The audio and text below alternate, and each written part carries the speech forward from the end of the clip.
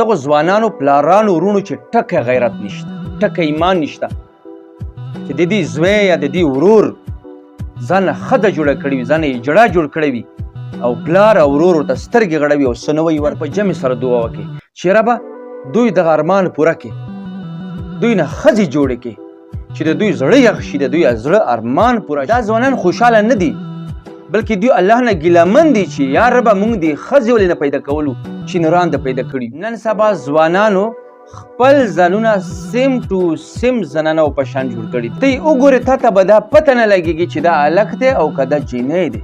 دغه وروځو به یې جنکو په شان ویستلي وي، سترګې به یې تورې کړي وي، په مخ به یې میک اپ کړی وي، خپلې کپړې دومره تنګې کړي دي چې هر اندام پته لګي، ټول اندامونه یې بار ته ووتلي. دغو ځوانانو جنکې وشرمولې، حد یې کراس کړو. د بېحیي د بېشرمي دا ځوانان خوشحاله نه دي بلکې دوی الله نه ګیلهمن دي چې یا ربه موږ دې ښځې ولې نه پیدا کولو چې نران د پیدا کړي. یعنې دوی په نرتوب باندې خفه دي.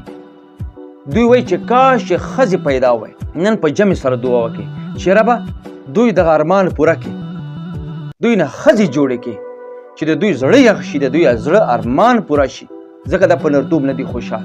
که دی چېرته په نرتوب خوشحال وی دوی به ځان نه ښځې نه جوړولي. د دغو ځوانانو پلارانو ورونو چې ټکه غیرت نشته، چې د دې زوی یا د دې ورور ځان نه ښځه جوړه کړې وي، ځان یې جړه جوړ کړی وي او پلار او ورور ورته سترګې غړوي او څه نه وایي ورته، چې پلار او ورور ته دوس وایي.